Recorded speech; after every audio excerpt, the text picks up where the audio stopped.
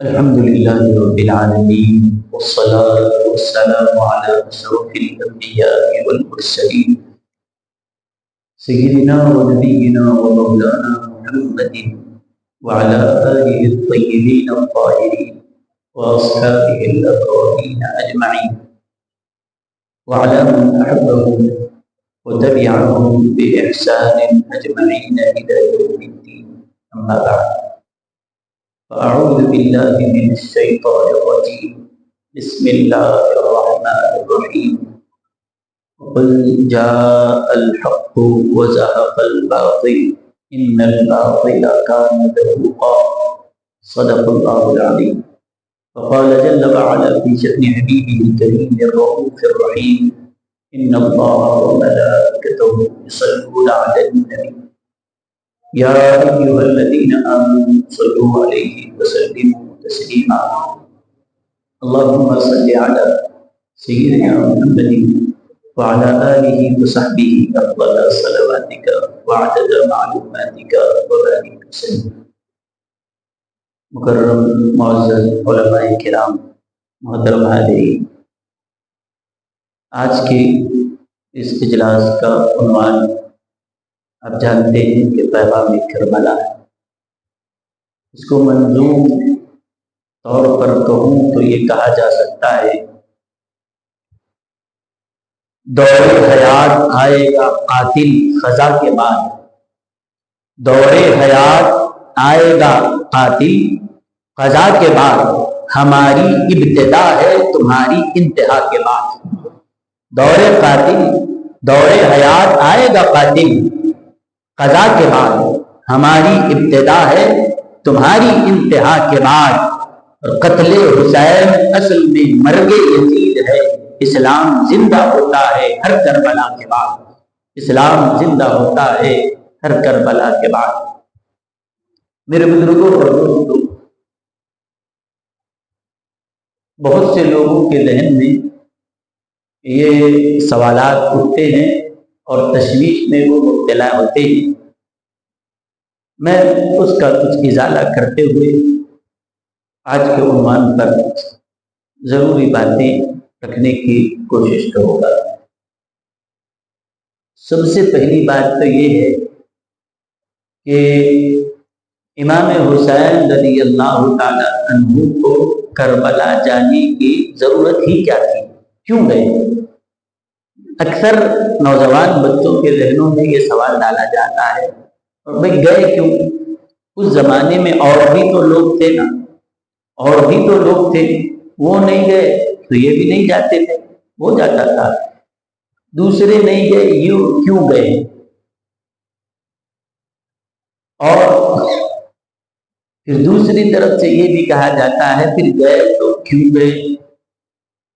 دولت کے خاطر گئے، یا تخت و تاج کے لیے، حکومت کے لیے گئے، یا دین کے خاطر گئے؟ یہ جو مختلف باتیں کی جاتی ہے، جب تک آپ گراؤنڈ لیول پر حقائق کا جائزہ نہیں لیں گے آپ کوئی بات نہیں سمجھ سکتے. تو میں آپ کو ان حالات کی طرف آپ کو لے کے چلتا ہوں. اس کے بعد آپ خود فیصلہ کریں کہ امام حسین کا جانا صحیح تھا یا غلط تھا. آپ جو تشریف لے گئے، آپ کا اقدام کیا تھا؟ اس سے پہلے ایک بات یہ سمجھ لیجئے کہ اللہ تعالیٰ کے پاس ایک قاعدہ ہے. حدیث شریف میں آیا ہے کہ اللہ تعالیٰ جب کسی کو یہ ارادہ فرماتا ہے کہ ان کو جنت میں فلاں درجہ دیا جانے والا ہے، اللہ کا ارادہ ہے کہ ان کو وہ مقام پر پہنچانا ہے. ہوتا یہ ہے کہ آدمی کی جو ترقی ہوتی ہے وہ عمل سے ہوتی ہے. پہلے ایمان ہے، یہ بیس ہے.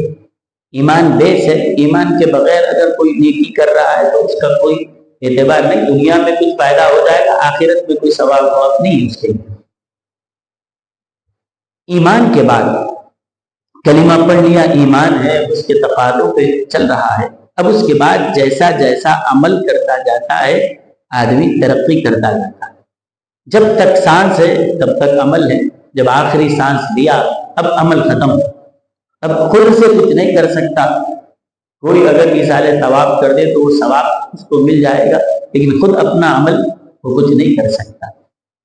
تو مثال کے طور پر ایک شخص ہے کہ وہ یہاں پر ایمان لایا، اب اس کے بعد نماز ہے، روزہ ہے، زکوٰۃ ہے، صدقہ، خیرات، لوگوں سے اچھا برتاؤ، نیکیاں، جتنے کام ہیں، درود، قرآن، یہ سب پڑھتا پڑھتا ایک ایک درجہ بلند ہوتا جاتا ہے. اللہ تعالیٰ اس کو درجات میں اضافہ فرماتا ہے، یہاں تک کہ 50 سال تک جیا یا 60 سال تک جیا. اس لیول تک اس کے عمل نے یہاں سے لے کر اس کو کہاں تک پہنچایا، اس درجے میں پہنچا دیا. لیکن اب سانس رک گئی، اس کی مر گیا.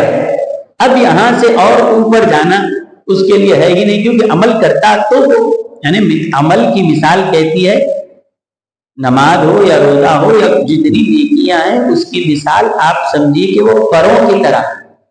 تو پر جب تک ہے اڑتا جائے گا، جب پر ہی چلے جائیں تو پھر اب اس کی پرواز اور ترقی رک جاتی. تو ایک لیول پر آیا اور اس کے بعد اس کی ترقی رک گئی، کیونکہ اب زندگی ختم، عمل ختم. لیکن اس کے عمل نے تو اس کو یہاں تک پہنچایا، لیکن اللہ تعالیٰ اس کو اور اونچائی پر پہنچانا چاہتا ہے. خدا کا ارادہ ہے کہ اس کو یہ درجہ ملے، لیکن اس درجے تک تو پہنچنا تو چاہیے نا. وہ اس میں وہ اہلیت ہو، وہ صلاحیت ہو، وہ تمہیں کام تو کر کے آئے کہ وہ درجہ ملے. اور ایک بات یاد رکھیے، اللہ کو کوئی پوچھ نہیں سکتا یہ تو اس لیول کا تھا، آپ وہاں کیوں پہنچائے. لیکن اللہ یہ چاہتا بھی نہیں کہ اللہ اس بندے کو محبوب بنا لیتا ہے، کوئی اس کے اوپر اعتراض بھی کرے.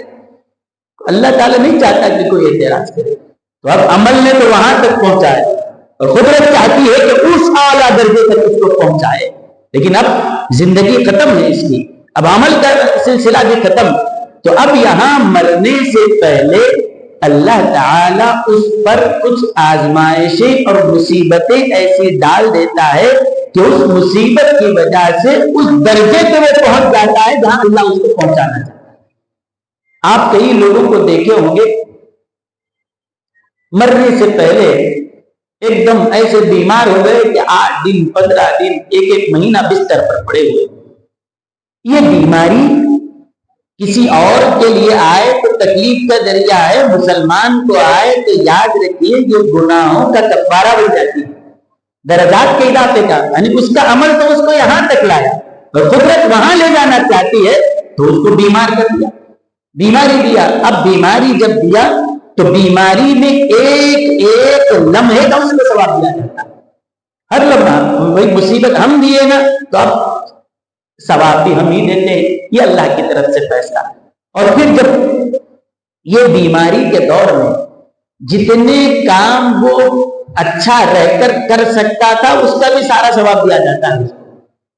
یعنی اگر کوئی بیمار ہے بستر پہ لیٹا ہوا ہے تو اب اس کے لیے فرشتے یہ لکھ دیتے ہیں کہ بھئی یہ بیمار ہے، اس کو جتنی مصیبت اللہ ڈالا اتنی ہی اس پہ ثواب بھی لکھ دیا جائے، اس کے درجے کو بلند کیا جائے.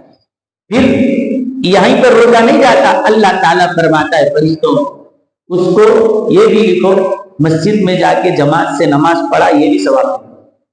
فرشتے بولتے یہ تو بستر پہ پڑا ہوا ہے، وہ ثواب کہاں سے آئے گا؟ اللہ فرماتا ہے اگر اچھا ہوتا تو جاتا تھا نا، اچھا رہتا تو اس کی عادت کیا ہے روزانہ 5 وقت مسجد میں جا کر، تو اب وہ بستر پر ہی پڑا ہوا ہے لیکن مسجد کی طرف جو قدم اٹھاتا ایک قدم پر ایک نیکی بھی ہے، گناہ میٹا بھی جا رہا ہے اور اس کے درجات بلند بھی کیے جا رہے ہیں. پہلے چل کر ثواب کماتا تھا، اب بستر پر لٹا کر اللہ ثواب دیتا ہے. نماز بھی لکھی، پھر بولے یہ وظیفے بھی پڑھتا تھا، روزانہ قرآن پڑھتا تھا، درود پڑھتا تھا، بیمار ہے تو نہیں پڑھا. لیکن اگر اچھا ہوتا تو اس کے معمولات میں تھا. اب بیماری ہم دیے نا، اس کی وجہ سے وہ بستر پر پڑا ہے. اب تک تو پڑھا کر ثواب دیے، اب بغیر پڑھے کی دیے، یعنی پڑھا ہی نہیں. لیکن اللہ فرماتے اگر اچھا ہوتا تو صحت مند رہتا تو پڑھتا تھا. ٹھیک ہے یہ بھی تو پھر اس کا اگر کوئی رشتہ دار بیمار ہو جائے تو یہ جا کے عیادت کرتا تھا. کوئی بھی رشتہ دار قریبی ہے ان کی جا کے عیادت کرتا تھا. تو بولے رشتے دار کوئی اگر ہمارا بیمار ہو تو کوئی ضروری نہیں ہے کہ رشتے دار ہو، کوئی بھی مسلمان ہے، آپ کا دوست ہو، پڑوسی ہو، صرف جا کر آپ رات میں مغرب کے بعد یا عشاء کے بعد کبھی بھی جائیے اور خالی اس کے بعد جا کر کیا خیریت، کیسی طبیعت ہے، اللہ آپ کو اچھا رکھے، بس اتنا دلاسا دے کے آ جاؤ۔ کتنی دیر لگی آپ کو؟ 2 منٹ 5 منٹ، صرف اتنا ہے کہ بس خیر خیریت، اللہ آپ کو اچھا رکھے، یہ بول کے آپ کو واپس آ گئے۔ اب رات تمام مغرب سے لے کر فجر تک اللہ فرشتوں کو مقرر کرتا ہے کہ اس عیادت کرنے والے کی مغفرت کی دعا کرے۔ اسی لیے عیادت کرنے کا طریقہ کیا ہے، فائدہ کیا ہے؟ یا تو صبح کر لینا یا شام میں کر لینا۔ مغرب کے وقت کر لو تو پھر مغرب سے لے کر فجر تک فرشتوں کی دعا رہتی ہے، یا صبح کر لو تو پھر صبح سے لے کے پھر مغرب تک فرشتوں کی دعا۔ دیگر اوقات میں بھی کر سکتے لیکن فائدہ اس میں زیادہ ہے۔ تو آپ بتائیے، اگر اللہ تعالیٰ یہ بھی لکھاتا ہے، فرشتے یہ بھی لکھو، یعنی اگر رشتہ دار، اس کے دوست و احباب جتنے بیمار ہوئے ہیں سب کی اچھا رہتا تو جا کے پوچھتا تھا خیر خیریت، اس کا بھی ثواب نہیں۔ اب رات بھر فرشتوں کو ڈیوٹی لگ جاتی ہے اس کے لیے دعا، اب رات تمام فرشتہ کسی کے لیے دعا کر رہا ہے تو بتائیے کہ اس کے درجات کتنے بڑھ۔ پھر اس کے بعد اگر کسی کا انتقال ہوتا تو یہ جنازے میں بھی جاتا تھا، لکھو جنازے کا بھی ثواب۔ کاندھا بھی دے، عادت تھی، جو عادت کرتا تھا وہ اس کو کاندھا بھی دیتا تھا، وہ بھی لکھو۔ قبرستان تک جاتا تھا، وہ بھی لکھو۔ کسی کی مدد کرتا تھا، جو یعنی صحت کے زمانے میں جتنی نیکیاں وہ کر سکتا تھا اللہ تعالیٰ فرشتوں سے وہ سارے لکھواتا ہے، حالانکہ یہ کوما میں پڑا ہوا ہو یا پھر اس کے اوپر وینٹیلیٹر لگا ہوا ہو، یہ چیز رکتی نہیں اللہ دیتا۔ یہ پھر اس کے ساتھ ساتھ اب ذرا سی تکلیف ہے، وہ انجیکشن چبانے کی بھی تکلیف ہے، اس کو جو نلی ڈالے اس کی بھی تکلیف ہے، ہر تکلیف پہ اللہ تعالیٰ اس کو ثواب بڑھاتا دیتا جاتا ہے، گناہ میٹتا جاتا ہے، نیکیاں لکھتا جاتا ہے، اور کہتا ہے کہ بیماری ہمارے حکم سے آئی ہے، اب عطا بھی ہمارے حکم سے ہو۔ تو اب یہ کہ اسی لیے آج جو کالجز وغیرہ میں پڑھنے والے ہمارے نوجوان بچے بچیاں ہیں، بڑے بزرگوں کی خدمت کرنے کتراتے ہیں، بھئی وہ ساس کی ہم کیوں خدمت کریں، وہ ان کو ہم کیوں کریں۔ نہیں، اللہ تعالیٰ اس کو اس درجے پہ رکھا ہے کہ اللہ چاہتا ہے کہ اس کے گناہ مٹ جائے، اس طرح سے کترانا نہیں۔ اگر آپ کسی کی خدمت کرتے ہیں تو یہ یقین جانیے کل کے دن آپ اس عمر کو پہنچیں گے تو اللہ کسی اور خدمت کرنے والے کو پیدا کرے گا، یہ بات پکی ہے۔ حدیث شریف میں ہے کہ اللہ تعالیٰ کسی اور کو، جیسے آج آپ کسی اور کی خدمت کریں گے، کل جب آپ مجبور ہوں گے اس وقت کوئی بھی آپ کو اولڈ ایج ہوم میں ڈال کے چلے جائے گا، لیکن آپ اپنے بڑوں کی خدمت کریں گے، اللہ خالی جانے نہیں دیتا۔ جب آپ مجبور ہوں گے اللہ کسی اور کو سہارا کر دے گا۔ تو اسی طرح سے تو یہ تو کبھی بیماری دے کر اللہ تعالیٰ کیا کرتا ہے، درجات بلند کر دیتا ہے۔ کبھی کیا ہوتا ہے، کوئی مصیبت آتی ہے، کوئی پریشانی آتی ہے، اچانک ایسا ہوا کہ پورا کا پورا مال چوری ہو گیا، کاروبار میں نقصان ہو گیا، یہ بھی مسلمان کے لیے درجات میں اضافے کا سبب بنتا ہے۔ کبھی کیا ہوتا ہے، اچھا خاصا کسی کا بچہ مر جاتا ہے، انتقال کر جاتا ہے، چھوٹا بچہ انتقال کر گیا، ہاں یہ بھی اللہ تعالیٰ اس کے بدلے اس سے بہتر نعمتیں اللہ تعالیٰ اس کو عطا فرماتا ہے۔ بعض وہ ہوتے ہیں کہ ان کو اولاد ہی نہیں ہوتی، اولاد نہیں، وہ سمجھتا زندگی بھر کوشش کرتا رہا، دعا کرتا رہا، دوا کرتا رہا، اولاد ہوئی نہیں، بیچارے کو بے اولاد رہا، لیکن کل اللہ تعالیٰ اس کو دکھائے گا تو جتنا عمل کیا وہ درجے یہاں تک پہنچا تھا، ہاں ہم نے تجھ کو دنیا میں ایک کان سے محروم رکھا تھا، یا آنکھ نہیں دی تھی، یا اولاد نہیں دی تھی، یا تھا لیکن یہ ہوا تھا، اس کے بدلے میں آج ہم تجھ کو یہ دیتے ہیں، تجھے یہاں تک تیرے عمل نے پہنچایا اور اس درجے تک اللہ کے کرم نے پہنچایا۔ تو وہ مقام تک اللہ جب کسی کو پہنچانا چاہتا ہے تو پھر دنیا میں ہم عمل کے ذریعے تو اتنا نہیں پہنچ سکتے، لیکن اب اللہ تعالیٰ کسی نہ کسی طریقے سے ان کو وہاں پر پہنچا دیتا ہے۔ یا تو کوئی مصیبت آتی ہے یا کوئی آزمائش آتی ہے، یا خود پہ آئے، اپنی جان پہ آتی ہے، یا مال پہ آتی ہے، یا اولاد پہ آتی ہے۔ اولاد کے ذریعے، کیونکہ آزمایا اس چیز سے جاتا ہے جس سے محبت ہوتی ہے۔ آدمی کو محبت کس سے ہے؟ اپنی جان سے محبت۔ آدمی کو مال اپنے پیسے سے محبت ہوتی ہے، آدمی کو محبت اپنی اولاد سے ہوتی ہے۔ تو یہ ہر ایک کو ان کے حساب سے جتنے لیول کا ہے، جتنا برداشت کر سکتا اتنا ہی اللہ تعالیٰ اس کے طاقت سے زیادہ بوجھ نہیں ڈالتا، لیکن یہ الگ الگ طریقوں سے آزمایا جاتا ہے۔ لیکن حضرت امام حسین رضی اللہ تعالیٰ عنہ کو ایک ہی وقت میں جتنی آزمائش کے طریقے ہیں، جتنے طریقوں سے امتحان ہوتا ہے، ایک ہی وقت میں سارے امتحانات اللہ کو مسلط کر دیا۔ ہاں، لیکن ایک ہی وقت میں سارے چیزوں سے اللہ نہیں آزماتا۔ جیسے آپ حضرت ابراہیم علیہ السلام کو دیکھیے، اللہ نے ان کو جان کے ذریعے آزمایا، لیکن جس وقت وہ آگ میں ڈالے گئے وہ جان کا امتحان تھا، لیکن جب آگ میں ڈالے جا رہے تھے تب اولاد کو ذبح کرنے کا حکم نہیں تھا۔ اولاد کو ذبح کرنے کا حکم، وہ امتحان الگ وقت تھا۔ تو اس وقت جب جان کا امتحان تھا تب مال کا امتحان نہیں ہوا، اولاد کا امتحان نہیں ہوا۔ اچھا، پھر جب مال کا امتحان ہوا اس وقت اولاد کا نہیں ہوا، اور جس وقت اولاد کا امتحان ہوا اس وقت کسی اور چیز کا امتحان نہیں تھا۔ یعنی اولاد کا امتحان ایک الگ وقت، مال کا امتحان ایک الگ وقت، جان کا امتحان الگ وقت۔ تو یہ الگ الگ امتحانات حضرت ابراہیم سے تو اللہ نے لیے، لیکن وقت الگ الگ تھا، جگہ الگ الگ تھی۔ لیکن حضرت امام حسین کو جو آزمایا گیا الگ الگ وقتوں میں نہیں، ایک ہی وقت پر ایک ہی جگہ سارے امتحان اللہ نے مسلط کر دیے اور بتایا کہ دیکھو کہ کس طرح سے ان کی استقامت اور ان کا عزم کتنا بلند ہے، ان کا صبر کتنا مضبوط ہے۔ یہ تو دیکھو کہ اب تک تو الگ الگ لوگوں کو الگ الگ وقتوں میں جو امتحان دیا، جتنے امتحان کی صورتیں ہوتی ہے، یعنی ایک ہی وقت میں گلا بھی کٹ رہا ہے، اولاد بھی ذبح ہو رہی ہے، مال بھی لٹ رہا ہے، بدن سے بھی نکالے جا رہے ہیں، خوف بھی مسلط ہے، پانی بھی بند ہے، بھوک کا بھی امتحان، پیاس کا امتحان، مال کا امتحان، جان کا امتحان، اولاد کا امتحان، خوف کا امتحان، یہ سارے امتحانات کسی ایک پہ نہیں ڈالے جاتے۔ اگر تاریخ میں کسی ایک ڈالے گئے ہیں تو حضرت امام حسین رضی اللہ عنہ۔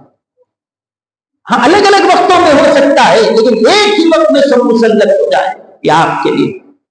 حضور صلی اللہ علیہ وسلم فرماتے ہیں کہ اللہ تعالی جب کسی کو وہ درجے پہ پہنچانا چاہتا ہے تو دنیا میں ایسے امتحانات سے گزار دیتا ہے۔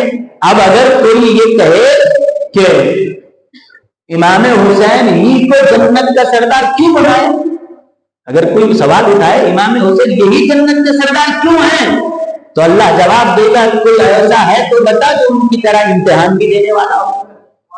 ہم نے جس کو دیا ہے، ہم نے جس کو چنا ہے، اگر آپ یہاں متولی صاحب سے، سجائے صاحب سے پوچھیں گے ان کو امام کیوں بنائے، تو آپ بولیں گے آپ میں کوئی حافظ ہے کیا؟ آپ میں ہے کوئی حافظ، کوئی عالم ہے؟ تو ان کو اس لیے بنائے کہ عالم بھی ہے، حافظ بھی ہے، قاری بھی ہے، اس لیے بنائے۔ تو بنانے والا بتاتا ہے کہ جب میں نے چنا ہے، میں نے دیا ہے، تو پھر دیکھ بھی تو لو کہ جس کو ہم نے مقرر کیا ہے پھر آزماتے بھی ہیں، تم بھی دیکھو، فرشتے بھی دیکھیں گے کہ جس کو ہم نے جنت کا سردار بنایا ہے وہ سرداری تو جس کو دی گئی ان کا مقام بھی تو دیکھو، وہ اللہ کی محبت میں کیسے پہنچتے ہیں، یہ بتانے کے لیے دیا جاتا ہے۔ اسی لیے یہ کچھ دیر کی آزمائش ہوتی ہے، لیکن اس کے بعد ان کے لیے ہمیشہ کے لیے راحتیں اور اللہ تعالیٰ کی عنایتوں میں وہ رہتے ہیں۔ میرے حضور آپ اسی وقت دیکھیے کہ اس طرح تو بڑی مضمونیت سے یہ شروع کیے گئے، لیکن جب آپ کا سر مبارک کاٹ کر یہ ابن زیاد وغیرہ یہ سب لوگ آپ کے سر مبارک کو لے جا رہے تھے تو ملک شام میں وہاں کا سفر تھا، راستے میں ایک گرجا گھر میں یہ لوگ رکے یعنی چرچ میں یہ لوگ رکے، اور وہاں پر جب یہ قافلہ پورا آیا تو وہاں کا جو پادری تھا اس سے انہوں نے ملاقات کی، اور جب اس گرجا گھر میں گئے تو وہاں پر دیکھا کہ اس کی جو دیوار ہے وہ دیوار پر ایک شعر لکھا ہوا ہے، شعر لکھا ہوا ہے، اترجو امت قتلت حسینا شفاعت جدہ یوم الحساب۔ اس کا مطلب یہ ہے کیا یہ لوگ جنہوں نے حضرت امام حسین کو شہید کیا ہے، کیا یہ لوگ حسین کو شہید کر کے قیامت کے دن ان کے نانا کی شفاعت پائیں گے؟ کیا یہ سمجھتے ہیں کہ قیامت میں تو حضور کی شفاعت ہمارے لیے سہارا بنے گی؟ وہ لوگ نبی کی شفاعت کیسے پائیں گے جنہوں نے نبی کے نواسے کو شہید کر دیا؟ یہ لوگ دیکھیں، امام حسین کا سر ہمارے پاس ہے اور ان کا نام یہاں دیوار پر لکھا ہوا ہے۔ وہ پادری کو بلا کر پوچھے کہ تو لکھا یہ؟ بولے نہیں لکھا۔ کون لکھے؟ کہا مجھے بھی نہیں معلوم، بہت پہلے سے یہ لکھا ہوا ہے۔ کہا پوچھا کب سے لکھا ہوا ہے؟ کہا کہ اس گرجا گھر کی دیوار پر حضور صلی اللہ علیہ وسلم کے پیدا ہونے سے 500 سال پہلے سے یہ شعر لکھا ہوا ہے۔ ابھی حضور بھی پیدا نہیں ہوئے، ابھی امام حسین شہید نہیں ہوئے، اس وقت سے یہ چیز لکھی ہوئی ہے۔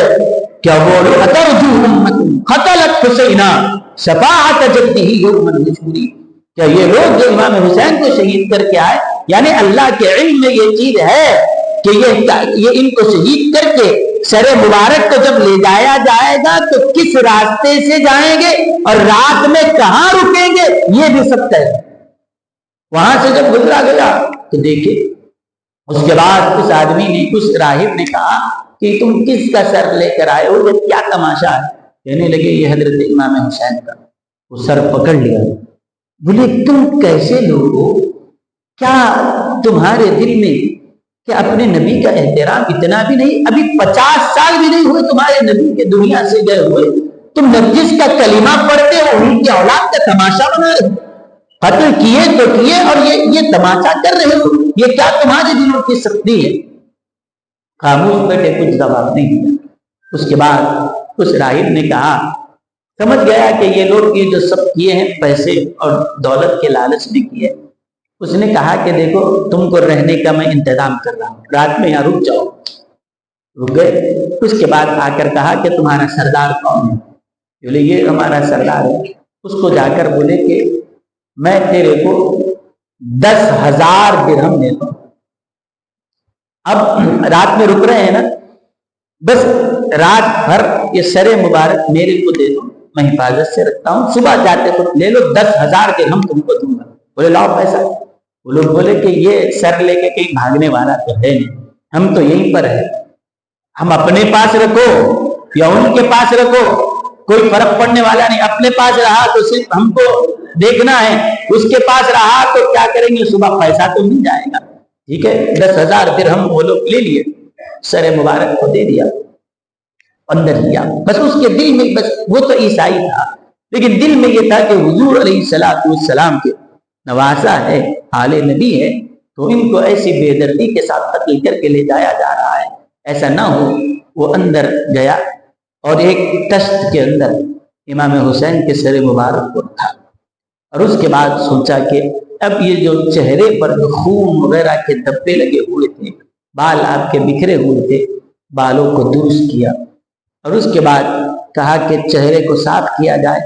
اندر گیا اور گلاب کا پانی یا عطر وغیرہ ایسی کوئی چیز لائی اور اس کے سارے زخموں کو صاف کر دیا، پورا خون وغیرہ دھو دیا، چہرے مبارک صاف کر کے۔ اب اس کے بعد صفائی ہونے کے بعد اب اس کے دل میں خیال آیا کہ میں نے تو اپنی زندگی جیسے گزاری آج اللہ تعالیٰ نے یہ موقع مجھے دیا کہ ایسی رات پھر کبھی دنیا میں آئے یا نہ آئے، بس کہ آج بس ان کے چہرے کی زیارت کرتا ہوں، یہ کہہ کر سر مبارک کو ایک تشت میں رکھا اور سامنے بس ادب سے بیٹھ گیا، چہرے کو دیکھتا جا رہا، صرف چہرے کی زیارت کرتا جا رہا۔ اب جیسا جیسا وقت گزرتا گیا، اللہ تعالیٰ اس کی آنکھوں سے پردے ہٹاتا ہے۔ اب تک تو یہ دیکھ رہا تھا کہ وہ زخمی ہے، کٹا ہوا سر ہے، خون میں لطف ہے، لیکن باطن میں اللہ نے کیا معاملات کیے وہ نظر نہیں آتا تھا۔ لیکن بیٹھا توجہ کے ساتھ، طلب سچی ہے، سچی طلب کے ساتھ بیٹھا۔ اسی لیے آپ بھی یہ یاد رکھ لیں، سچی طلب کے ساتھ اگر بیٹھیں گے تو پھر آپ کی جیسی طلب ہوگی فائدہ بھی ویسے ہوگا۔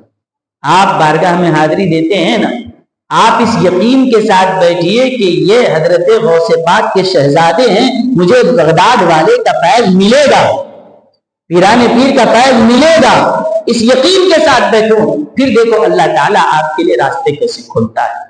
وہ بیٹھے سر مبارک کے سامنے، بس یہ یقین تھا کہ یہ آپ یہ کٹا ہوا سر، وہ خود اپنے آپ کو نہیں بچایا تو مجھے کیا دے گا، تو وہ سوچنے والے اپنے حساب سے رہیں گے۔ لیکن یہ سوچا کہ سر کٹا ہوا ہو یا دھڑ کے ساتھ ہو، ہے تو آل مصطفیٰ کا، ہے تو نبی کی آل، بس چہرے کو دیکھتا بیٹھ گیا۔ اس کے بعد جیسا جیسا دیکھ رہا ہے اللہ تعالیٰ نے اس کے آنکھوں سے حجابات اٹھا دیے اور دیکھا کہ چہرے مبارک سے، اب تک تو صرف چہرہ دیکھ رہا تھا، اب چہرے کا ایک باطنی نور دکھ رہا، ظاہری نور تو دیکھ رہا تھا، اب باطنی نور جو چہرے مبارک سے جو نور نکلا تو دیکھا کہ وہ بلند ہوتا ہوا آسمانوں تک جاتا، آسمان سے لے کر سر مبارک پر جو نور کی بارش ہو رہی ہے وہ اس کو دکھائی دینے لگی۔ اب اس کی زیارت کرتا ہوا بیٹھ گیا، رات بھر دیکھتا رہا۔ اب سر کے سامنے بیٹھا ہے پر زیارت ہو رہی ہے تو وہ صرف اپنے آنکھوں سے تو سر کو دیکھ رہا تھا، لیکن یہ تو دیکھ رہا تھا، لیکن حضرت کا چہرہ بھی اس کی طرف تھا نا، تو وہ فیض ایسا ملا، جتنا یہ دیکھتا رہا اس کے آنکھوں سے پردے اٹھتے رہے اور دل سے ساری کفر کی گندگیاں نکلتے رہی، اور فجر سے پہلے وہ پکار اٹھا، میں گواہی دیتا ہوں کہ اللہ ایک ہے، اور کلمہ پڑھ کے مسلمان ہو گئے۔ اس کے بعد اور آپ کو معلوم ہے کہ عام دوسرے جو مذہب کے لوگ ہیں ذرا آسانی سے وہ کنورٹ ہو سکتے ہیں، لیکن عیسائی قوم یہ بڑے کٹ حجتی ہوتے ہیں، جب تک کہ کوئی چیز ان کو مکمل طور پر ان کے حساب سے سمجھ میں نہ آئے وہ قبول نہیں کرتے۔ پھر اور عام آدمی کی بات نہیں، یہ خود ایک چرچ کا پادری ہے، ان کو وہ کنورٹ ہونا یہ بہت بڑی بات ہے۔ اس کے بعد اندر گیا، اپنے سارے گھر والوں کو بلایا کہ بچوں دیکھو، میں بھی جو بھی اس کے گھر میں تھے اس کے ساتھ تھے، ان کو کہا کہ دیکھو میں تو مسلمان ہو گیا، تم بھی اگر اپنی صلاح فلاح چاہتے ہو تو آ جاؤ۔ اور کہنے لگا آج تک مجھے پتا نہیں تھا اس دیوار پر ہماری چرچ میں جو حسین کا نام ہے، آج وہ اس کا سر مبارک یہاں آئے گا، مجھے پتا نہیں تھا، ہم جس کو سالوں سے پڑھا کرتے تھے آج وہ حسین ہمارے سامنے ہے۔ اللہ نے ان کی برکت سے ہمیں اسلام کی توفیق عطا فرمائی، وہ سارے کے سارے مسلمان۔ اور پھر ہوا کیا، اس کے بعد صبح ہوئی، سر مبارک ان کے حوالے کر دیا، سر مبارک حوالے ہوا تو یہ سر مبارک کا فیض دیکھیے، جب جس وقت رکھا گیا تھا وہ لوگ کفر میں تھے، جب واپس جا رہا ہے تو پورے علاقے کو مسرف اسلام کرتا ہوا تھا۔ اور پھر وہ ایک رات ان کے درمیان رہا، وہ کہاں سے کہاں پہنچ گیا، اور یہ جو دشمنی میں تھے یہ سر مبارک کو لے کر بھی یہ محروم کے محروم ہے، یہ محروم کے محروم ہے۔ تو اسی لیے طلب اگر ہو تو پھر فائدہ بھی ملتا ہے، طلب اگر نہیں ہے تو پھر دیکھیے آپ ابو جہل حضور کو دن رات دیکھتا تھا لیکن فائدہ نہیں اٹھایا، اور حضرت اویس قرنی یمن میں رہ کر بغیر دیکھے وہ فائدہ اٹھایا، بغیر دیکھے عاشق رسول بن گئے، اور یہ دیکھ کر محروم کا محروم رہا۔ تو یہ شقاوت ہوتی ہے، دلوں پر مہریں لگ جاتی ہے کہ اس کے بعد اب صبح آئے، وہاں سے نکلے، اور نکل کے جب آگے گئے، آگے جانے کے بعد اب وہ پیسے کی محبت جس کے دل میں ہوتی ہے نا، پیسے کی محبت جس کے دل میں ہوتی ہے اس کو نیند چین سے اڑ جاتا ہے، اس کا ایک بس جمع کرنا ہے، جمع کرنا ہے، جمع کرنا ہے، یہی فکر جس کی ہوتی ہے۔ قرآن نے جس کے لیے کہا الذی جمع مالا وعددا، مال جمع کر کے بھی رکھتا اور بار بار اس کو گنتا جاتا، معلوم ہے اس سے ہے بار بار جا کے پھر کھولے گا, دیکھے گا کہ نہیں کتنے, ہاں برابر ہے, پھر جا کر جب چین ملے گا پھر جا کر سنے گا, بینک لے کر پھر کھولے گا, اسٹیٹمنٹ چیک کرے گا, ہاں ہے, کچھ کٹے تو نہیں, برابر ہے. بار بار وہی, جس کو دولت اور پیسے کی محبت ایسے ہی ہے, آدمی کو سب بھلا دیتی ہے, حتیٰ کہ یہ ہے کہ نماز میں بھی کھڑا ہے تو وہی حساب آئے گا, یہ حکومت صاحب اتنے پیسے دینا ہے, ان کے اتنے آنا ہے, یہ لینا ہے, یہاں جاؤں گا وہ کروں گا, عین نماز کی حالت میں بھی یہی خیالات کو رہتے ہیں. تو یہ دنیا کی محبت ہے جو آدمی کو اس طرح آخرت سے غافل کر دیتی ہے, برباد کر دیتی ہے. یزید اسی وجہ سے تو برباد ہوا, یزید دنیا کی لالچ ہی تھی, ورنہ اور کیا تھا. اس کے بعد کیا ہوا کہ اب گئے, اب ہوئی بل میں وہ 10,000 ہے, 10,000 ہے, 10,000 ہے, اس کا کیسا بٹوارا ہونا, سب چل رہے ہیں, لیکن دل تو ادھر ہی ہے, وہ پیسے کا کب ملتے. پہلے جا کر جب آگے جہاں پر بھی رکے ناشتہ پانی کے لیے, بولے نہیں وہ پہلے پیسے نکالو, بانٹ لیں گے, بٹوارا ہونا. تو اس کے بعد جب وہ تھیلی کھولی گئی, جب رکھے تھے تو برابر 10,000 اشرفیاں تھے, جو درہم تھے وہ تو برابر تھے. اب جب نکالے تو وہ پیسہ نہیں تھا, مٹی کی ٹھیکریاں بن گئے. اب اس کے بعد ٹھیکری بنی تو بنی, اب وہ اس کے اوپر جب پیسہ تھا تو جس علاقے کا تھا وہاں کا نام, بادشاہ کا نام, جیسے اس زمانے میں ہوتا تھا وہ تھا. لیکن اب نکالے تو اس کے اوپر قرآن کی آیت لکھی ہوئی. کیا قرآن کی آیت لکھی ہوئی ہے؟ وَسَيَعْلَمُ الَّذِينَ ظَلَمُوا أَيَّ مُنقَلَبٍ يَنقَلِبُونَ. جو لوگ ظلم کرنے والے ہیں وہ جان لیں گے کہ عنقریب اللہ تعالیٰ ان کے لیے کیسی پلٹی پلٹائے گا, اور کیا ان کا انجام ہوگا. پلٹا کے دیکھے, سکے کے دو رخ ہوتے نا, ایک طرف یہ لکھا ہوا ہے, دوسری طرف لکھا ہوا ہے وَلَا تَحْسَبَنَّ اللَّهَ غَافِلًا عَمَّا يَعْمَلُ الظَّالِمُونَ. کیا ظالم یہ سمجھتے ہیں کہ یہ جو کچھ کر رہے ہیں اللہ ان سے غافل ہے, اللہ کو پتا نہیں؟ سنو, اللہ سب دیکھ رہا ہے, اور اللہ تعالیٰ تمہاری گرفت ضرور کرے گا. یہ قرآن کی آیت ہے, اور برابر ان کے اوپر فٹ ہوگی, ٹھیکری پہ وہی لکھا گیا.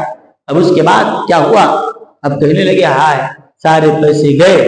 اب آنکھ کھلنا شروع ہوئی کہ ہم کیا کر کے آئے, اور اب قدرت کا انتقام ہمارے ساتھ کیسا خطرناک ہونے والا ہے. لیکن پھر بھی اندر سے شیطان پھر لایا, نہیں یہ پیسے گئے تو گئے, یزید کے پاس جائیں گے, انہیں دیتا ہوں, چلو بہت سارے لے کے پہلے وہاں پہنچیں. تو اس کے بعد یہ ناکامیوں کا سلسلہ جو اس کے بعد جو چلتا رہا, ایسے وہ ان کے بربادی کے دن وہاں سے شروع ہو گئے. یعنی جس وقت سے سر کاٹا اس وقت سے الٹی گنتی ان کی شروع ہو گئی. اب بربادی وہاں سے شروع. اس وقت تک تو یعنی دولت کی محبت میں کیا کچھ کر رہے تھے اندازہ نہیں ہوا. امام حسین رضی اللہ تعالیٰ عنہ کو جب یہاں شہید کیا تو پتا چلا, جب خبر پھیلی تو لوگ آگ بگولا ہو گئے کہ حضور کے نواسے کو دھوکے سے بلائے, پہلے کوفہ کو, آئیے ہم آپ کے ہاتھ پہ بیعت کرنا چاہتے ہیں کہہ کر بلائے, اور بلا کر یہ انہوں نے سلوک کیا. مدینہ منورہ میں سارے لوگ یزید کی بیعت کے خلاف آواز اٹھانا شروع کر دی, اور یہاں تک کہا جانے لگا کہ یزید کی جو حرکتیں تھی اس کی وجہ سے ہمیں اندیشہ ہونے لگا کہ اب اگر آواز نہیں اٹھائیں گے تو آسمان سے پتھر برسا کے اللہ ہمیں برباد کر دے گا. ایسی حالت آ چکی تھی. اسی لیے وہ لوگ سب یزید کے خلاف آواز اٹھائے.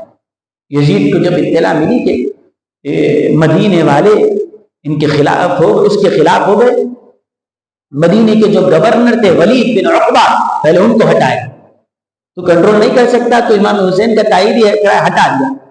امام حسین جب نکلے تھے مدینے سے اس کے فوری بعد ہٹا دیا, دوسرے کو لائے, اور اپنے لشکر کو بھیجا کہ جاؤ مدینے والے جہاں میری مخالفت کر رہے ان سب کی خبر لو. چنانچہ یہ تاریخ کا بہت بدترین واقعہ ہے کہ یزید کی فوج مدینہ منورہ آئی, اور مسجد نبوی میں بارگاہ رسول صلی اللہ علیہ وسلم میں جہاں پر صرف آواز بھی اٹھائی جاتی ہے تو زندگی بھر کے اعمال برباد کر دیے. 10,000 مدینے کے لوگوں کو، جس میں صحابہ بھی تھے، تابعین تھے، ان کو شہید کیا گیا۔ یزیدی فوج نے ان کو شہید کیا۔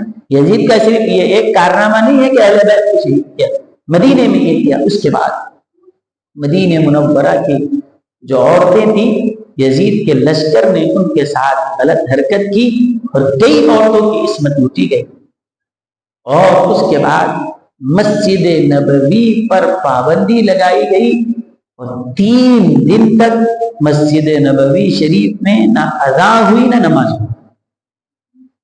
آپ ایسی خبیث حرکت، کسی مسلمان اپنے آپ کو مسلمان بھی کہتا ہے اور ایسی حرکت کرے، آپ کبھی نہیں سنے ہوں گے ایسا۔ یہ جو یزید نے کیا کہ 3 دن تک مسجد نبوی میں نہ اذان ہوتی تھی نہ نماز ہوتی تھی۔ آپ کہیں گے نماز رک گئی کیا؟ نہیں، دیکھیے ظاہری طور پر یہ سارا نظام چل رہا تھا۔ جب یزید لشکر آ کر مسجد نبوی پر، مسرف بن عقبہ اس کا نام تھا، کیا نام تھا اس کا؟ مسلم بن عقبہ اس کا نام تھا، لیکن ہمارے بزرگ تاریخ کے علماء نے اس کو مسلم نہیں بولے، نام تو مسلم تھا، مسلم رہتا تو یہ حرکت کرتا تھا، اس کو مسلم کو بدل کے مسرف کر دیا، یعنی حد سے آگے بڑھنے والا، بڑا سرکش ہے۔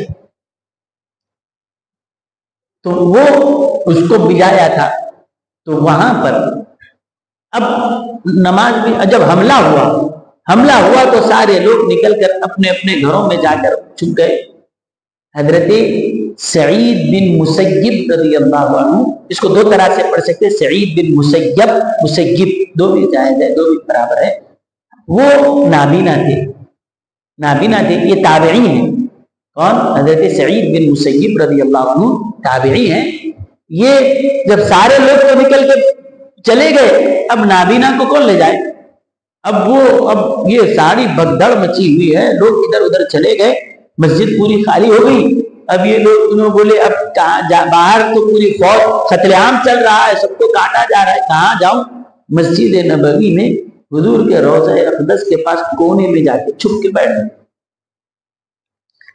اب 3 دن تک نہ مسجد میں کوئی آنے والا ہے، نہ نماز ہو رہی ہے، نہ مؤذن ہے، نہ اذان ہے۔ لیکن اب اس کے بعد جب نماز کا وقت آیا، سعید بن مسیب رضی اللہ عنہ کہتے ہیں کہ اندھا آدمی نماز کا وقت کون بولے اس کو؟ اندھے آدمی کو نماز کا ٹائم کون بتا سکتا ہے؟ کون بتائے؟ بھائی گھڑی نہیں ہے، آج کے دور کی ہے، اس زمانے میں گھڑی نہیں تھی تو آج سورج کو، چاند کو دیکھ کر سمجھ سکتے تھے، وقت کا اندازہ ہوتا تھا۔ لیکن اندھا آدمی جو ہے وہ نہ سورج کو دیکھ سکتا ہے، نہ چاند کو دیکھ سکتا ہے، نہ گھڑی میں ٹائم معلوم کرے گا۔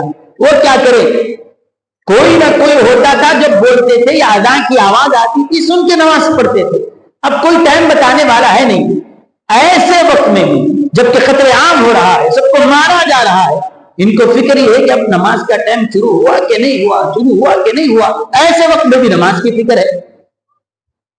لیکن جب دیکھو، میں بھی بولا نا آپ کو، تڑپ اگر سچی ہوتی ہے تو راستے کھل جاتے ہیں۔ تب یہ پریشان ہوئے کہ نماز کا وقت آیا یا نہیں آیا۔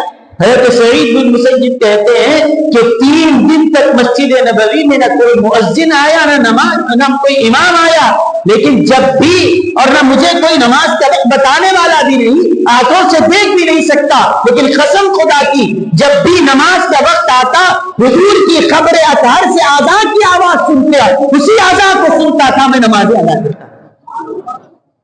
حالانکہ کبھی عام وقتوں میں ایسا تو نہیں ہوتا کہ حضور کی خبر اطہر سے اذان کی آواز آ رہی، نماز کا اعلان ہو رہا ہو۔ اب وہ ایک حضور کے تابعی ہیں، یعنی حضور اپنے چاہنے والے صحابہ ہوں یا تابعین ہو یا کوئی اور چاہنے والا ہو، جب وہ طرف میں بیٹھا ہے حضور یہاں پر ہوں اور میری نماز نہ چھوٹ جائے، تو کہا کہ اگر کوئی مؤذن تیری رہبری نہ بھی کرے، کوئی اذان دینے والا نہ بھی ہو، کوئی نماز کا بتانے والا نہ بھی ہو، تو مصطفیٰ علیہ السلام اپنے قبر اطہر سے اس کی دستگیری فرما رہے ہیں۔ قبر اطہر سے اذان کی آواز آتی، یہ اٹھتے نماز کر لیتے، پھر عصر کو بھی اذان، مغرب کی اذان، عشاء کی اذان۔ کہتے ہیں 3 دن تک مجھے روضہ رسول سے اذان کی آواز آتی تھی، میں اسی کے مطابق نمازیں پڑھتا تھا۔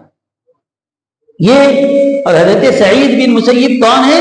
یہ سید التابعین کہا جاتا ہے، تابعین میں بھی یہ اونچا اعلیٰ درجہ رکھنے والے ان کا بیان ہے۔ تو مطلب یہ ہے کہ حضور صلی اللہ علیہ وسلم کی قبر شریف سے، روضہ رسول سے آج بھی برابر وہی فیض ملتا ہے، لیکن چاہیے طلب والا چاہیے، سچی طلب ہو تو پھر اس کے بعد یہ ساری چیزیں اس کو ملتی بھی ہے۔ تو غرض کے یہ ہوا، ابھی مدینہ منورہ پہ حملہ چل رہا ہے، 3 دن تک یہ سلسلہ جاری رہا، قتل و غارت گیری ہوئی، لوگوں کو لوٹا گیا۔ اس کے بعد پیغام آیا کہ جب اب تک ایک سانحہ تھا کہ کربلا کا، اب تک 2 چیزیں ہو گئی کہ مدینہ مسجد نبوی پہ حملہ ہوا، اب مسلمان ہر جگہ یزید کے خلاف اس احتجاج شروع کر دیے۔ پتا چلا کہ مکے والوں نے بھی حضرت عبداللہ بن زبیر کے ہاتھ پہ بیعت کرنا شروع کر دی اور یزید کی بیعت کو توڑ دیا۔ لشکر کو حکم آیا مدینے سے نکلو اور مکے پہ حملہ کرو، مکہ مکرمہ پہ حملہ کیا گیا۔ چنانچہ وہ لشکر نکلا اور یہ مشرف بن عقبہ جو تھا مکہ جاتے وقت، دیکھیے مکہ جاتے وقت ہر کوئی لبیک پڑھتا ہوا جاتا تھا، یہ وہ بدبخت تھے جو مکہ بھی جا رہے ہیں تو حملہ کرنے کی نیت سے جا رہے ہیں، راستے میں مر گیا وہ۔ اس کے بعد مکہ مکرمہ پہنچے اور لوگوں کو دیکھا کہ وہ یزید کی بیعت کو توڑ کر عبداللہ بن زبیر رضی اللہ عنہ کے ہاتھ پہ بیعت کر رہے تھے۔ تو اس کے بعد کہا کہ جاؤ مکے پہ حملہ کرو، مسجد نبوی پہ حملہ، پھر مکہ مکرمہ پہ حملہ، جہاں پر جو امن کی جگہ ہے، امن کی جگہ ہے، باپ کا قاتل بھی اگر سامنے ہو تو اس کو نہیں مارا جاتا کہ بعد میں یہ امن کی جگہ ہے، سب کو امن دیا جاتا ہے۔ انہوں نے حملے کیے اور پتھر کا جو پتھراؤ کیا اور پتھر جو برسائے تو اس کے نتیجے میں کعبۃ اللہ شریف کی دیوار ہلنے لگی۔ اتنے پتھر ان یزیدیوں نے برسائے اور پتھر سے پتھر ٹکرا کر جو چنگاریاں نکلے اور آگ نکلی، اس کی وجہ سے کعبۃ اللہ کا غلاف کی جنگ۔ اب عین جب کعبے پہ پتھر برسا رہے، کون؟ کوئی کافر نہیں تھا، اپنے آپ کو مسلمان کہتے تھے یہ لوگ اپنے آپ کو مسلمان کہتے تھے، کلمہ پڑھنے کا دعویٰ تھا، پھر اذان ہوئی تو نماز بھی پڑھتے تھے۔ اور یہ کون سی نماز تھی کہ جس کعبے کی طرف رخ کر کے نماز پڑھ رہا ہے اسی کعبے پہ پتھر بھی پھینک رہا ہے؟ یہ اس بات کی علامت ہے کہ اللہ ان کے دلوں کو مست کر دیا۔ اتنی تو سمجھ آنی چاہیے، نماز پڑھ رہے تو کعبے کی طرف، منہ میرا کعبے کی طرف، اور سلام دے رہا تو پتھر میرا کعبے کی طرف۔ یہ کون سی عقلوں پر پردے پڑ گئے؟ یہ حال ان کا ہو گیا۔ اب اس کے بعد جب کعبے پہ پتھر برسا رہے ہیں، اس وقت خبر آئی اب یہ حملہ مکے پہ چل رہا ہے کہ جس یزید کو خوش کرنے کے لیے سب کرے تھے وہ کیڑے پڑ کے مر گیا، بڑی خطرناک اس کی موت ہوئی۔ اب آنکھیں کھلی، اب سمجھ میں آیا کہ جس کو خوش کرنے کے لیے کر رہے تھے وہ تو تھا ہی نہیں۔ اب دیکھ ہمارے ہاتھ میں پتھر اور کس پہ پھینک رہا ہوں؟ کعبے پہ۔ اب سمجھ میں آیا اب کیا کیا، ہمارے ہاتھ کس کے خون سے رنگے، ہم نے کس مقدس مقام کی بے ادبی کی۔ اب واہ ویلا مچانے لگے اور جو ماتم شروع کیا آج تک ان کا ماتم ویسے ہی، اب قیامت تک بھی ماتم کرو، اس غلطیوں کی کوئی تلافی ہونے والی نہیں۔ لیکن یہ انجام انہوں نے اپنے ہاتھوں سے اپنا ایسا برباد کیا۔ اس کے بعد اب قدرت کا جب انتقام ہوا، ایک کے بعد ایک، اس کے بعد سب کے سب عبرت کا نشان بنے اور سب دین بھی گیا ہاتھ سے، دنیا آخرت بھی برباد کر لیے، اور دنیا میں اب کیا ہوا، اب یزید تو چلا گیا، مر گیا۔ اس کے بعد یزیدیوں نے کہا کہ اس کا بیٹا تھا، یزید کے بیٹے کو کہے کہ اب آپ آئیے، آپ کے باپ کی جگہ آپ بیٹھیے، تو وہ اس تخت کو ٹھوکر مار کے چلا گیا۔ میں اس تخت پہ ہرگز نہیں بیٹھوں گا جو آل رسول کا خون بہا کر بنائی گئی ہو، مجھے ایسی حکومت نہیں چاہیے۔ تو غور کرنا چاہیے کہ یزید کی خود اولاد اس کو دھتکار رہی ہے اور آپ ہمدرد بنے ہوئے۔ آپ کہتے ہیں امیر المومنین ہونا یزید کو رضی اللہ عنہ بولنا۔ دیکھیے وہ اپنی ان سیاہ کرتوتوں کی وجہ سے کسی ایسی عزت اور احترام کے الفاظ اس کے ساتھ استعمال کیے جائیں اس کے قابل نہیں رہا۔ مکے پہ جو حملہ کروائے، مدینے پہ جو حملہ کروائے، لوگ ہم نہیں، انہیں تو نہیں گیا تھا نا کربلا میں، شریک تو نہیں تھا، اس کو کیوں بولتے؟ دیکھو بادشاہ خود جا کے کرتا۔ آج کل لوگ قتل کرانا چاہ رہے تو خود نہیں جاتے، سپاری دے کے کراتے۔ تمہیں کرایا تو ہو نا، خود جا کر کراؤ اتنا ہی مجرم، کسی اور سے کراؤ اتنا ہی مجرم ہے۔ لیکن جب اس کی مرضی نہیں تھی، یردی نہیں تھی، تو جس نے ابن زیاد نے جو قتل کیا اس کو سزا دیا یا انعام دیا بلا کر؟ سزا تو نہیں، سزا دیتا تو بولتے تھے ہاں نہیں اس کی مرضی کے خلاف ہوا ہے۔ سب اتنے بڑے بڑے کارنامے ہوتے جا رہے ہیں اور ان کو نہیں پتا تھا حضرت کو تمہارے کہ بادشاہ ہے تو اس کو کیسے نہیں پتا، اس کے حکم کے بغیر کیسے ہو سکتا؟ یہ ساری چیزیں اس کا کیا دھرا۔ تو عرض کیا میں آپ سے یہ بات جو بولنا چاہتا تھا کہ امام حسین گئے کیوں؟ ایک بات تو یہ تھی کہ امام حسین رضی اللہ تعالیٰ عنہ اس وقت پوری دنیا میں ایک واحد وہ شخص تھے کہ ان کی بیعت پورے مسلمانوں کی بیعت سمجھی جاتی ہے۔ اسی لیے یزید یہ چاہتا تھا کہ اب پوری دنیا بھر کے لوگوں کو کنونس کرنا الگ ہے، امام حسین کو اپنا بنا لو، ساری دنیا اپنی ہو جائے۔ آپ دیکھتے ہوں گے کوئی اگر پارٹی کا لیڈر ہے، انہیں کسی کو دشمن بنا لیا تو جتنے چیلے سو اس کے دشمن سب گالیاں دیتے اس کو۔ اگر وہ جا کے ہاتھ ملا لیا، بھائی صاحب ہاتھ ملا لیے، ہم بھی ہاتھ ملا لیے، بس ختم، اب سب سدھر گئے۔ مطلب اگر وہ صلح کر لے تو سب صلح کرتے ہیں، وہ اگر برا بولے تو سب اس کے خلاف ہو جاتے ہیں۔ تو اسی طرح تھا کہ حضرت امام حسین کی حیثیت وہ تھی کہ آج روئے زمین پر کہ وہ جو صحابیت کا شرف بھی پایا ہو، حضور کی صحبت بھی ملی ہو، جس کے رگوں میں مصطفیٰ کا خون بھی دوڑ رہا ہو، اسلام میں وہ جاہو جلالت جس کو حاصل ہو کہ وہ ایک ہاتھ کسی کے ہاتھ میں دے دے، ایک حسین کا ہاتھ نہیں پورے جہاں بھر کے مسلمانوں کا ہاتھ سمجھا جائے، وہ ایسی شخصیت امام حسین کی۔ تو یزید اسی لیے چاہتا تھا کوئی بیعت کرو نہ کوئی کرو، وہ بیعت کرنا، کیونکہ وہ اگر ہاتھ دے دیں گے، ہاتھ ملا لیں گے تو پوری دنیا کہے گی بھئی امام حسین جس طرف ہم بھی اس طرف، یہ کہیں گے۔ تو اسی لیے وہ چاہتا تھا کہ ان کا ہاتھ بیعت کر لیں۔ آپ یہ چاہتے تھے کہ نہیں، اگر میں ہاتھ میں ہاتھ دوں گا تو پھر ساری امت اسی کو حق پہ مانے گی۔ یزید کے جو کارنامے ہیں اس کے یہ ساری چیزیں دیکھتے ہوئے میں تو حق پہ نہیں مان سکتا۔ اسی لیے آپ کیا کیے، اس بیعت سے بچنے کے لیے سیدھا کربلا نہیں گئے، آپ نکل کے چلے گئے کہاں پر؟ کہا کہ مدینے میں آ کر تنگ کیا جا رہا ہے بیعت کرنے کے لیے، آپ نکل کے مکہ مکرمہ چلے گئے، مکہ مکرمہ چلے گئے۔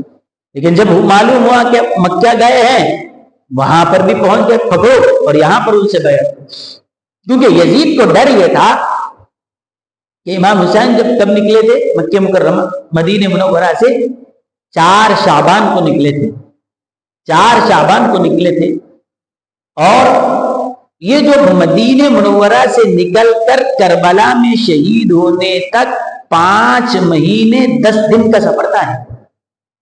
5 مہینے 10 دن تک بس یہاں سے وہاں، وہاں سے وہاں، وہاں سے یہاں سے گھوم رہے ہیں۔ تو اس کے بعد مکہ مکرمہ میں جب آپ پہنچے تو اب یزید کو یہ ڈر اور بڑھ گیا۔ مدینے میں تھے تو پھر ایک الگ قسم کا خوف تھا، مکے میں آئے تو اور ڈر اس کو اس لیے بڑھ گیا کہ اب جو ہے شعبان رمضان کے بعد شوال کا مہینہ ہے، اور شوال کی پہلی تاریخ سے حج کے ایام شروع ہو جاتے ہیں۔ اگر یہ ذی الحجہ تک مکے میں رہے تو دنیا بھر سے جتنے حاجی آئیں گے حج کر کے امام حسین کے ساتھ ہو جائیں گے، اور پورے حاجیوں کا قافلہ یزید کے خلاف ہو جائے گا۔ اس کو یہ ڈر تھا کہ اب صرف مکے والے ساتھ ہیں، مدینے والے ہیں، لیکن حج کے دن شروع ہو جائیں گے تو دنیا بھر کے لوگ جو آئیں گے وہ پورے ان کے ساتھ ہو جائیں گے، لیکن جو کرنا ہے ان کو پہلے حج سے پہلے بیعت لینا ہے، اس کو یہ تھا۔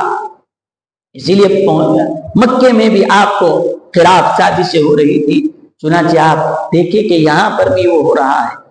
اور دوسری بات یہ تھی کہ کوفہ والوں نے ہزاروں کی تعداد میں آپ کو خط لکھے کہ حضرت آپ ہمارے پاس آ جائیے، اگر ہمارے پاس کوئی امام کوئی رہبر نہیں ہے آپ آ جائیں تو ہم آپ کے ہاتھ پہ بیعت کریں گے، ورنہ یہ ہم کو یزید کی بیعت کرنے پر مجبور کیا جا رہا ہے۔ اگر ہمارے پاس کوئی نہیں ہے، آپ نہیں آئیں گے تو کوئی اور آپشن نہیں رہے گا یزید کو قبول کرے بغیر، آپ آ جائیے، ہم آپ کا ساتھ دیں گے، آپ کے ہاتھ پہ بیعت کریں گے۔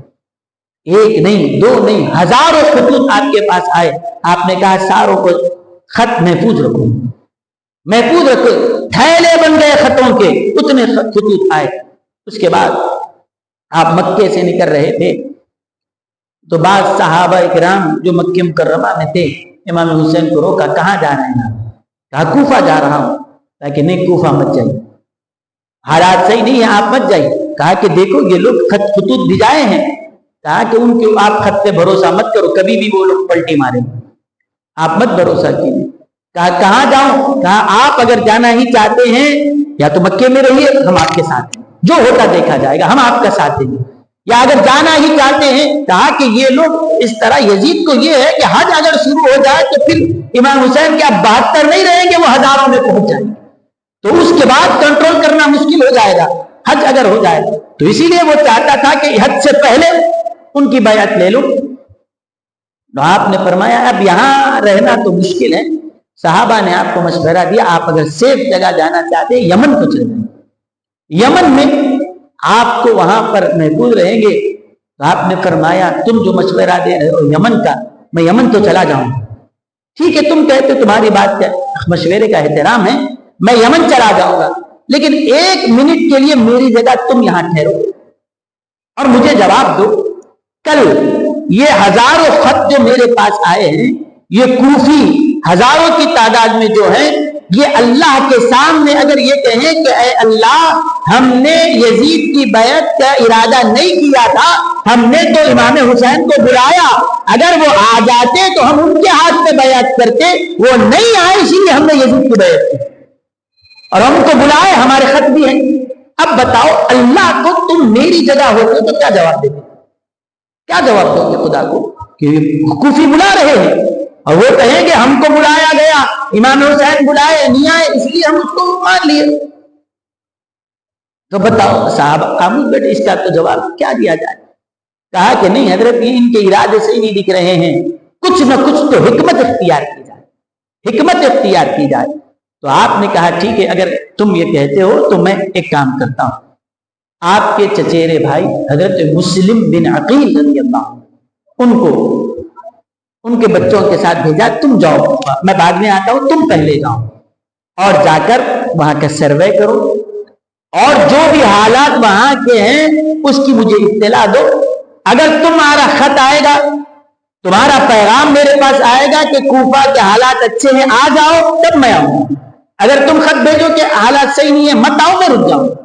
اب صحابہ بھی بولے ٹھیک ہے یہ برابر ہے، جاؤ بھیجاؤ کسی کو، اگر وہ بولے ٹھیک ہے تو آپ جائیے، اس سے پہلے آپ نہیں جانا۔ اب جو اعتراض کرتے ہیں صحابہ پہ کہ جو مکے میں صحابہ تھے وہ امام حسین کے ساتھ کیوں نہیں آئے، ان کو یہ پتا تھا کہ امام حسین کو جو بلایا جا رہا ہے بیعت لینے کے لیے بلا رہے ہیں، لڑنے کے لیے تھوڑی بلایا جا رہا ہے، اور پھر وہ اس لیے ساتھ نہیں آئے کہ وہاں پر تو مسلم بن عقیل جا کر سروے کرنے والے ہیں، حالات کا جائزہ لینے والے۔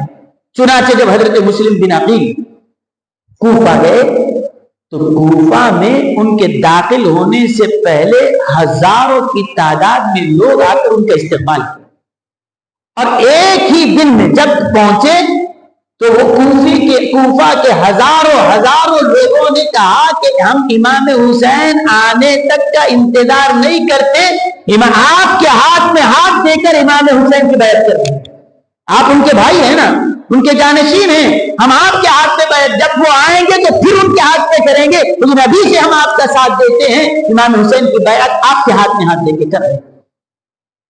ابھی رات بھی نہیں ہوئی، ہزاروں کے لوگ آ کے بیعت کر لیے کہ ہم آپ کا ساتھ دیں گے اور دین کی حفاظت کریں گے، اور وہ یزید جو دین کو توڑ رہا ہے ہم اس کے خلاف ہیں، ابن زیاد کے ہم خلاف ہیں۔ آپ جب یہ منظر دیکھیں کہ ایک ہی وقت آتے ایسا استقبال اور ہزاروں لوگ بیعت کر رہے ہیں، آپ خط لکھ کے امام حسین کو بھیج دیے کہ یہ جو اندیشے تھے کہ وہ لڑائی ہوگی فلاں ہوگا، یہ کچھ نہیں ہے، یہاں تو میرا ایسا استقبال کیا گیا تو آپ کے لیے تو لوگ پلکیں بچھائیں گے، لوگ آپ کا انتظار کر رہے ہیں، اور ایک ہی دن میں اتنے ہزار لوگوں نے بیعت کر لی۔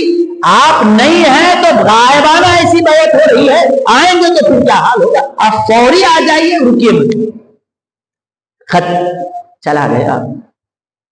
خط نکلنے کے بعد اب یہاں حالات جب بگڑ رہے تھے، یزید نے کہا کہ وہ جو کوفہ کا جو آدمی تھا، گورنر تھا، ان کو سنبھال نہیں سک رہا تھا، لوگ نکلتے جا رہے ہیں۔ اس نے پھر ابن زیاد کو یہاں پر بھیجا، تو جا وہ بڑا جلاد قسم کا کمینہ تھا، اس کو بولے تو جا کر اس کو، یہ حالات کو تو ہی ہینڈل کر سکتا ہے۔ چنانچہ وہ آیا اور آتے ہی لوگوں کو پکڑ پکڑ کے کاٹنے لگا، ڈرانے لگا یزید کے خلاف یا ہمارے خلاف کوئی اگر اٹھے گا اس کا کیا حال کروں گا۔ اس کے بعد یہ تفصیلی واقعہ ہے، میں پورا اب وقت نہیں ہے کہ وہ بولوں۔ حضرت مسلم بن عقیل کی بڑی دردناک شہادت ہے۔ حضرت مسلم بن عقیل کو کہاں تھے معلوم کرایا اور ان کو لا کر ان کو شہید کیا، اور شہر کا جو قلعے کا جو بڑا دروازہ ہوتا ہے اس دروازے پر لا کر حضرت مسلم بن عقیل کی لاش کو لٹکایا اور کہا کہ جو بھی یزید کے خلاف جائے گا اس کو بھی کاٹ کے ایسے ہی لٹکا دو۔ اب جتنے کوفی جو بیعت کر چکے تھے سب کے سب پلٹ گئے، سب پلٹ گئے، موت کا ڈر سے سب پلٹ گئے۔ اب تک یا حسین کہہ رہے تھے، اب یا یزید کے نعرے ان کے پاس شروع ہو گئے، اب ادھر پلٹ گئے۔ حضرت مسلم بن عقیل کو جب کاٹا گیا، شہید ہوا، وہ رو رہے، کہا آنسو دیکھا، لوگوں سے کہا میں اس لیے نہیں رو رہا ہوں کہ مجھے کاٹا جا رہا ہے، میں اس لیے رو رہا ہوں کہ میرا خط امام حسین کو مل گیا، وہ خط پڑھ کے آ جائیں تو کہیں میری وجہ سے ان کو مصیبت میں سامنا کرنا پڑے۔ رو رہے تھے، لیکن خط چونکہ پہنچ چکا تھا۔ جب خط ملا امام حسین نے بتایا دیکھو مسلم بن عقیل گئے تھے اور انہوں نے یہ حالات اپنے آنکھوں سے دیکھ کر لکھے ہیں اور کہا کہ آ جاؤ اور دیر نہ کرو، فوراً آ جاؤ۔ اب بتاؤ میرے پاس یہاں رکنے کا کوئی جواز باقی رہ سکتا ہے کہ اللہ کے پاس کوئی عذر باقی رہے گا کہ حالات بھی صحیح ہیں، آؤ بولا جا رہا ہے، اپنا آدمی جا کر بول رہا ہے کہ آ جاؤ، اب کوئی رک سکتا ہوں؟ کہا کہ نہیں، اب یہ مجبور ہوں میں جانا، یہ تو شہادت ہونے والی ہے، یہ اطلاع تو پہلے ہی سے تھی، لیکن یہ سارا ماحول بھی ویسا بنتا جا رہا۔ چنانچہ آپ نکلے اور کوفہ کی طرف آپ جا رہے تھے، لیکن جب حضرت مسلم بن عقیل کی شہادت کی اطلاع باہر ملی تو اب لوگ سمجھ گئے کہ یہ یزید جو ہے امام حسین کے ساتھ کوفیاں دھوکہ کریں گے، اسی لیے یہ سارے لوگ باہر کے الرٹ ہو گئے۔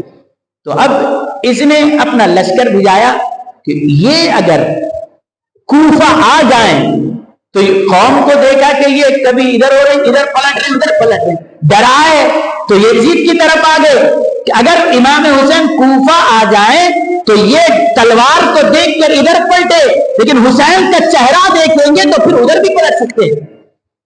یہ بھی ڈر تھا کہ جو مسلم بن عقیل کو دیکھ کے جو بیعت کیے تھے، اب میں ڈرا رہا ہوں، ڈر کو دیکھ کے ادھر پلٹے، لیکن امام حسین جب آئیں گے تو ان کے چہرے میں جو نبی کا جمال نظر آ رہا ہے اس کو دیکھ کر پھر ادھر پلٹ سکتے ہیں۔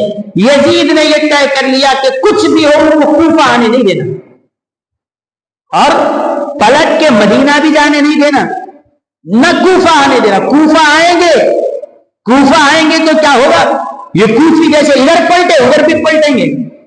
مکہ جائیں گے تو حجاج کا قافلہ ان کے ساتھ ہو جائے گا، مدینے جائیں گے تو وہاں مدینے کے سارے لوگ ان کے ساتھ ہو جائیں گے۔ نہ وہاں جانے دو یا یہاں آنے دو، جہاں ہو وہیں جا کر گھیراؤ کرو، جس مقام پر بھی ہے گھیراؤ کرو۔ چنانچہ ابھی آپ کوفہ جا رہے ہیں، راستے میں ہی ہے آپ کو گھیر لیا گیا، بیچ راستے میں گھیراؤ کر لیا گیا۔ آپ سے کہا گیا کہ یہ کیوں، کون ہے کہ آ کر جو گھیر رہے ہیں، کیا بات ہے، کون سا علاقہ ہے؟ کہا کہ یہ علاقہ عراق کا ہے۔ عراق ملک ہے، شہر کون سا ہے؟ کہا کربلا۔ گھر والوں کو بول دیا رک جاؤ، یہی وہ کربلا ہے جس کے لیے میرے نانا نے فرمایا تھا شہید ہوں گا، ہمارے مرنے کا مقام یہی۔ رک گئے۔ اب جب رکے، اب روکنے والا پوری پلاننگ کے ساتھ روکا، پہلے آ کر پانی پہ وہ قبضہ کر لیے، اس کے بعد گھیراؤ کیا۔ اب کڑی دھوپ میں وہاں پر، اب آپ یہاں سے تو آپ کو سارے واقعات معلوم ہیں، کہ 3 دن وہاں پر پیاسا رکھ کر تو شہید کیا گیا. وہ واقعات میں آپ کو نہیں بول رہا ہوں, آپ کو وہ پتا ہے. لیکن یہ سارا پس منظر تھا, اور وہاں پر لا کر ان کو گھیرا کر کے کہا گیا کہ اب پلٹ کے جائیں گے تو وہ بھی بڑا خطرناک مسئلہ ہے, کوفہ جائیں گے وہ وہاں کے لوگ ساتھ ہو جائیں گے. تو اب کہا کہ بس یہی چیز ہے, یہاں تو آپ یزید کے ہاتھ پہ بیعت کر لو یا پھر مرنے کے لیے تیار ہو جاؤ. یہ 2 چیزیں تھی. آپ نے کہا کہ یہ اس کے حالات اور یزید کے جو عزائم, اور یہ ہے کہ اس کو اگر حق پہ کہہ لوں تو پوری دنیا کہے گی کہ ہاں ہم اسی لیے یزید کو بیعت کیے کیونکہ امام حسین نے کیا تھا.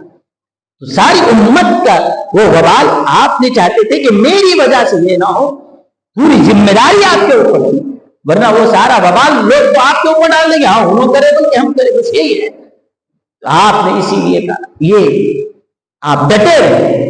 حالانکہ اب جو امتحان سے گزارا گیا اس کے لیے تو آنکھوں کے سامنے 6 مہینے کے بچے کو کاٹا گیا, لیکن کہا کہ نہیں ہو سکتا. یہ جو دین کی حرمت اور دین کی عظمت کو میں پامال نہیں دیا. یہ ساری چیزیں ہوئی, سب ہوا, کٹے, قربانیاں دی, لیکن آپ اپنے مقصد میں کامیاب, اور یزید اپنے مقصد میں ناکام ہوا, شہادت دی, اور آپ نے اسلام کی حفاظت فرمائی. اور اس کے بعد ہوا کیا؟ اب اس کے بعد وہ سارے یزید, نہ یزید رہا نہ کوئی یزید ہی رہے, وہ سارے ان کے منصوبے خاک پہ مل کر رہ گئے. اللہ تعالیٰ نے ان کے قربانیوں کا یہ صلہ دیا. آج بھی وہ سر کٹا کے ہمارے دلوں میں زندہ ہے, آج بھی وہ ہمارے دلوں میں زندہ ہے, قیامت تک زندہ رہیں گے. اور یہ جذبہ آج ہمارے پاس جو فدائیت کا, فنائیت کا, اسلام پہ مر مٹنے کا ہے, یہی ان بزرگوں کی دین ہے, جس کی وجہ سے آج ہمارے اندر یہ جذبہ ایمان کا باقی ہے. اللہ تعالیٰ اس کو تا قیامت باقی رہے اور ان کے فیضان سے ہم سبوں کو مالا مال فرمائے.